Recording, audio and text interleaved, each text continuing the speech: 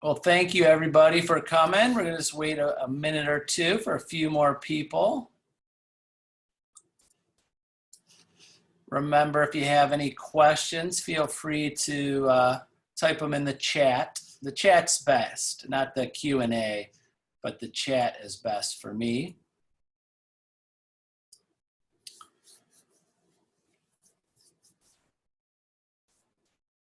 And we'll wait one more minute here.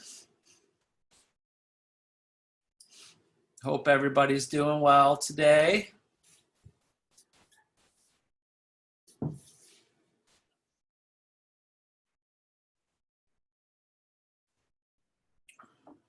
All right, let me get started here.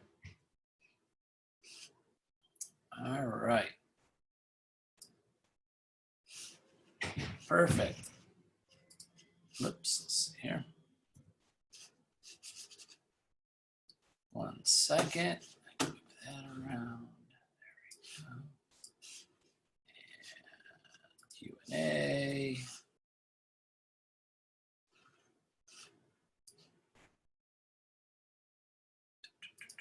Okay. Now we'll get started. All right. Well, thank you for coming to day 2 of our daily real estate workout. So today, when I have my screen up like this, all I can see is the chat box. So if you have any questions, feel free to go into the chat box there. And I'll go over questions after we're done with the kind of the presentation here. So hope everybody's doing well today. So again, every day, think of these 4 things. So these 4 things: your stretch, your warm up, your workout, your cool down. Stretch your muscles, get your daily motivation, whatever is best for you, your daily motivation. I'm gonna give you a daily motivational quote in a minute, but anything that just gets you going in the day. And I know some of you on here, I see on Facebook first thing in the morning and looking at those motivational quotes and starting off the day in a good mood and in a good way, because we, as I'm sure we all know, is that, you know, the start of the day usually finishes out the day the same way. You know, you're in that mode, you're in that mood, you're in that zone in the morning. And if your day gets thrown off, sometimes it's hard to get back on track. So always start the day off on the right track.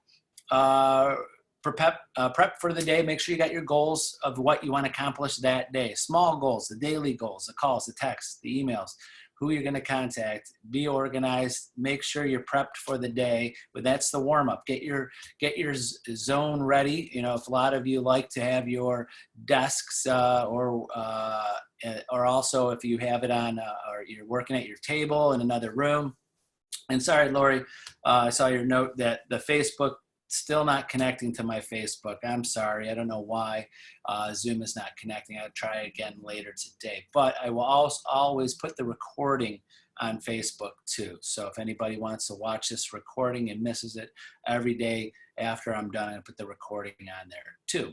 So back to the warm up. Get yourself ready in a corner of the house, in a room, wherever you feel comfortable in your work environment. Me, myself, I like to be in a room. I like to be, you know, like all by myself. Everything's on the desk of what I have to work on. I'm kind of like a OCD about that kind of thing. I know it's hard with being at home now with the kids and other family members and people home during the day that are not normally there during the day. So kind of getting work done sometimes is a little bit hard. The workout is just getting into it, getting into the grind of the calls, the texts, the emails, the appointments. Remember, these are the things to reach out to people, or Facebook message or Instagram, whatever way that you could connect with people. That's your workout. Your workout every day is to connect with your community, with the people. And then the cool down at the end of the day, or even, even in the halfway through the day, just reassess of what you've accomplished so far and what you're in prepare for the next day.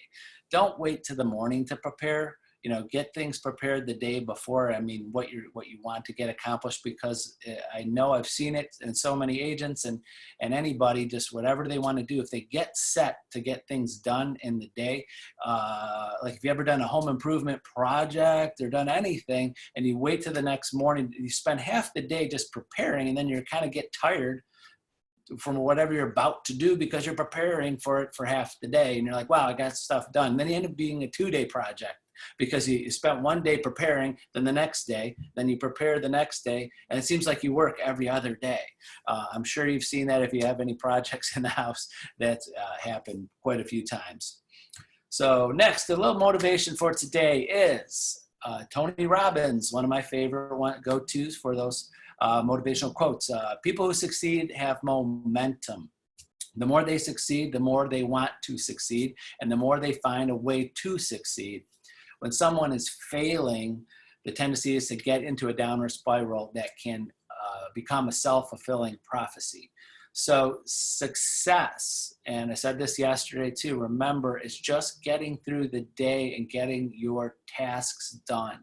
You might not have an appointment, you might not found a new buyer, you might not have gotten a listing appointment, but you have to go through the tasks. So remember that.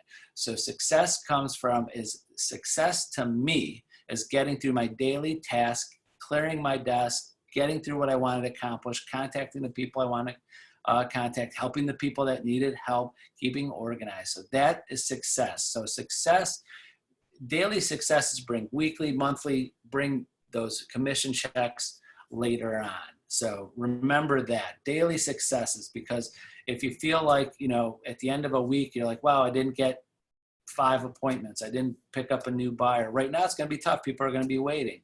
So remember, just getting through that workout is something that is a success for that day. Something to think about, the social distancing is easier in your dreams. So basically what that means is that the stay home order, I think there's a very big uptick in people looking for houses or just being nosy. So I know I've read an article a couple of weeks ago that there's more traffic online. Of course, it's all over. Everybody's online now doing something, Zoom, doing looking for houses on Facebook, on social media. So that's why. So when you're reaching out to people, they're probably, if they're even in a thought process of someday looking for a house, they're one of the things that people love to do. And you might be one of those realtors that before you were a realtor, you said, well, I always like to see what's going on in the real estate market in my community, in my area, in my neighborhood. And I'm always interested in what's going on. And I love to see houses and work with people and who's moving where, and you're just interested in real estate. I'm sure that's a lot of you. That's what happened and why you got into real estate. So there's a lot of people out there that are, they're kind of getting bored at home, what else they can do? Well, maybe, you know, in a couple of years we're going to buy, or in a couple of years we want to sell. Or when there's an economy, when things are good or bad in the economy, people want to go on to that Zillow and check out their Zestimate and see what kind of value their house is. So that's up for communication. Some people might want to just know, they might not looking to sell now, but that's type of conversation you can have with them. Would you like to know what your value is right now based on the current sales in the area? And you can work with people and communicate about real estate with that. So being the stay-at-home order is kind of a good thing. Now it's a bad thing, but a good thing for our communication with talking about real estate because they have the time to do it.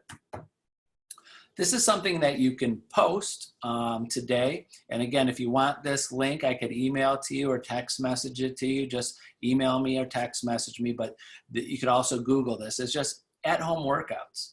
So one of the things that I saw that was very interesting, I caught it on someone's Facebook. Someone was looking for weights and they were in their Facebook going, oh my gosh, I'm looking for weights because nothing online, everything's sold out. And I just was curious. I went on to Amazon, a couple websites. Yeah, everything's like months behind. So you can't even buy a weight to work out at home.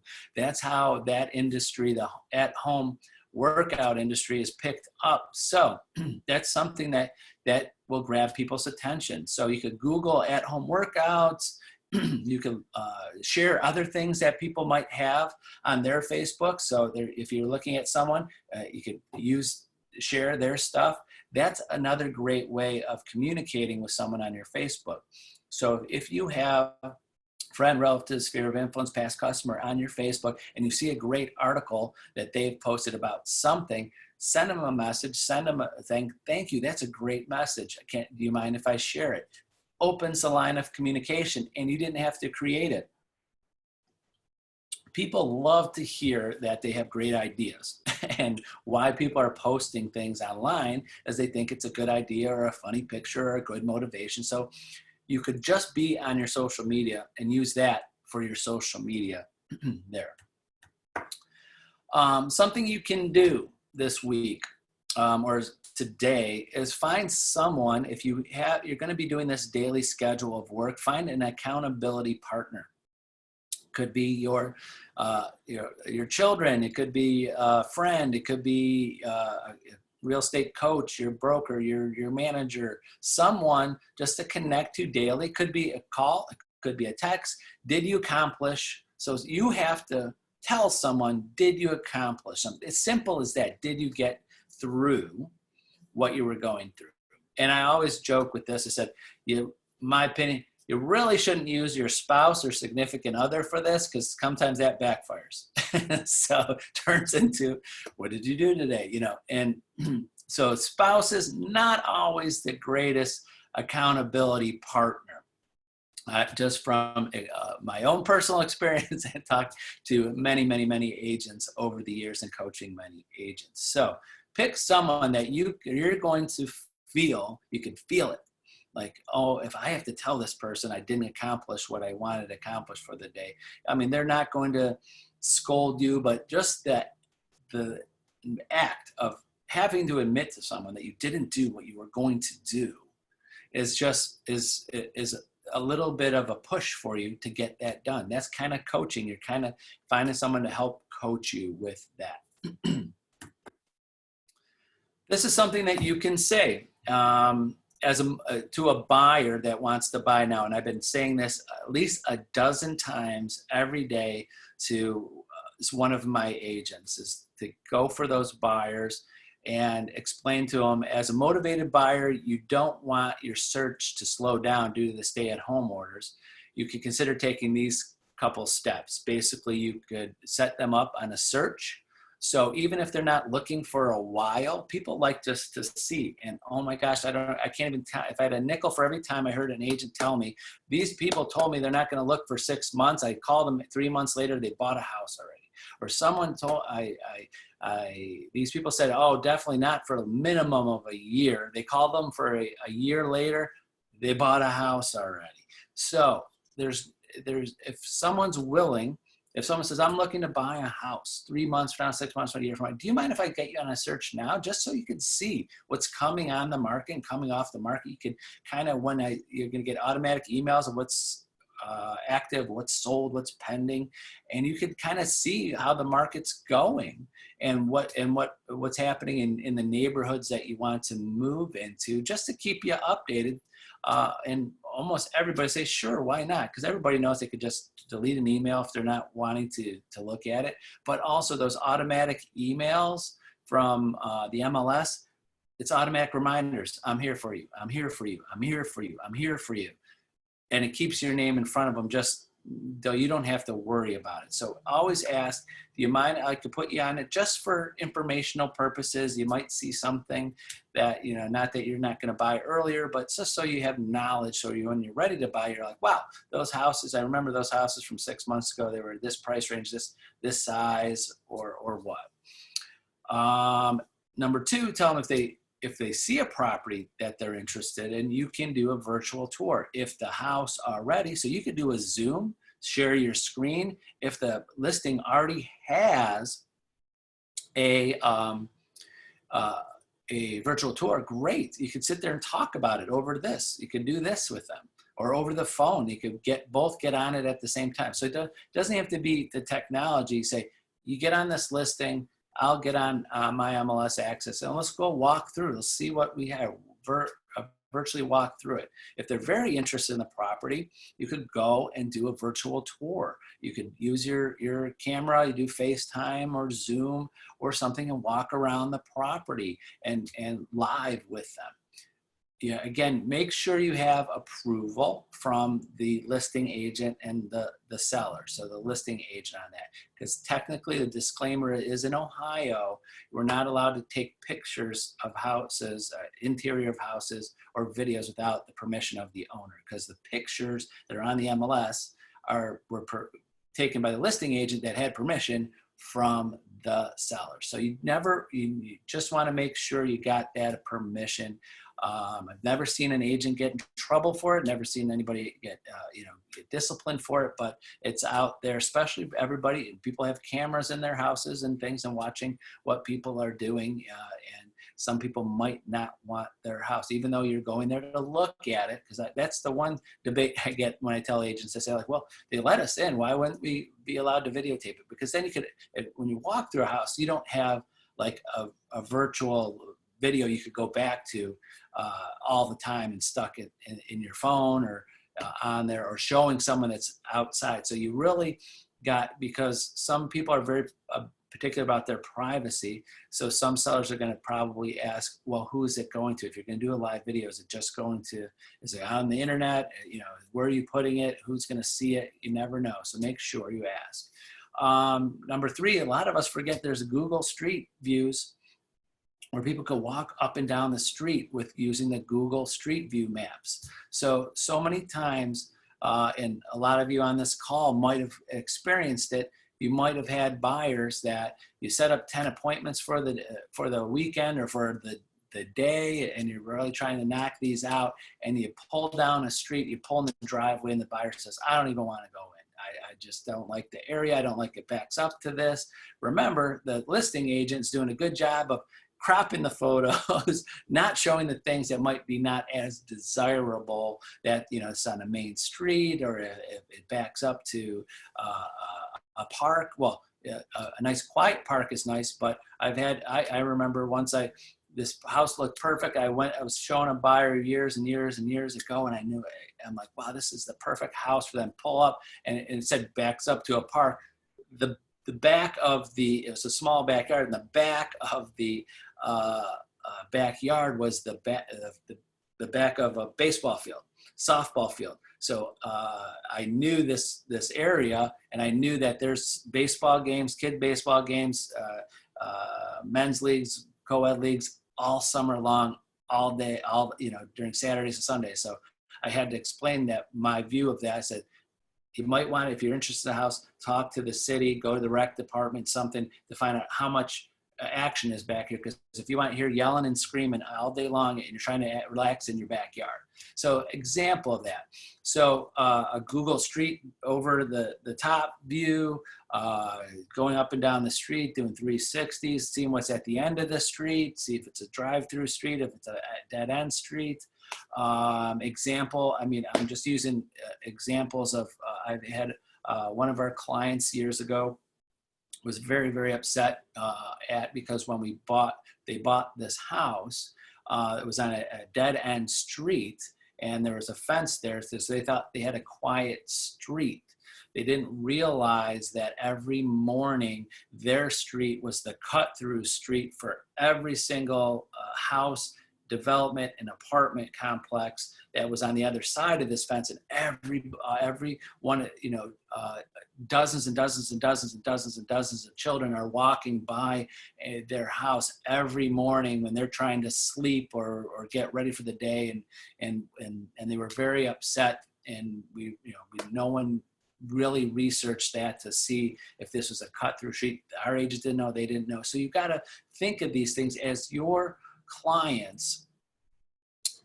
You're working for them. You're their consultant. You should be watching what's going on in the area. I always tell buyers that if they really want to know a neighborhood, they have to go walk around the neighborhood, go at different times of the neighborhood, see what's going on, seeing if it's an active neighborhood. See, we can't disclose different things to them that we might think or know or whatever. We have to give them facts. So said, if you want to know a neighborhood, I don't know this neighborhood, I don't live in this neighborhood. So if you want to know before you buy, go up and down the neighborhood. I've had actually, when I have sellers or buyers buying in like condo complexes or different places that have homeowners associations. I said, if you really want to know how great that association is and how helpful they are, or how hard they're to deal with different things, you're going to have to go door to door and ask people. You're welcome to do that. You can do that as a consumer and find out, testimonials from the people that already have been there. And I've done that with buyers who are about to build a new home. Said, what do you think about this builder? I said, I have never had any good or bad experience with it, but the whole neighborhood, the builder built the houses. You're welcome to walk up and down the street, talk to people, meet some potential new neighbors and find out. So I kind of went off tangent on there, but that's basically, you could really do a lot of research about a neighborhood, a city, without going there and making sure the buyers are interested in that area. Then last, if they are interested, after finding out more information, doing a Google Street View, doing the virtual tour, if you go out there yourself or they had a virtual tour, then you make that decision, take the next step from there if you're going to go see it with them and being as safe as possible. Or, and I've seen this happen, it's happened to a couple of our agents that are doing purchase agreements with the contingent that they're going to see the property. So when they're going to actually view the property, which could be at the inspection time. So at least they're minimizing how many times they go out of their own house and get there. So they go there with the inspector. So there's just one time on that. Or if you get a house that's been on the market a while, and the seller doesn't mind waiting, saying that they have 3 weeks, 2 weeks, whatever is negotiated between the buyer and seller when they have to come see that property and view it and take the next step. So those are some good ideas. Again, if anybody has any questions, put them in the chat. And that's it right now. So anybody have any questions, feel free to type them in. And then I'm happy to kind of go over any of these different scenarios with you if you want to go over those and how do you implement this in your business. Remember, keep the daily workout going. Do something positive every day that you think that could connect you with someone. Go meet with someone. That's what you got to do. That's real estate, that's sales in general. And then that's it for today, but we'll have Sherry back on Thursday and Friday. So unfortunately, with her busy schedule, coaching and doing Zoom webinars, and she's doing a couple of Zoom whole conferences with companies, and she's one of the main coaches for Homes.com. So they have her set up on all these different Zooms and conferences with other companies across the country. So she's going to give us a few more hours of her time on Thursday and Friday, and she'll be there too. So, well, thank you, everybody. Thank you for coming today. Have a great, productive day. Stay safe, stay healthy, and I hope to talk to you and see you very soon. Bye-bye.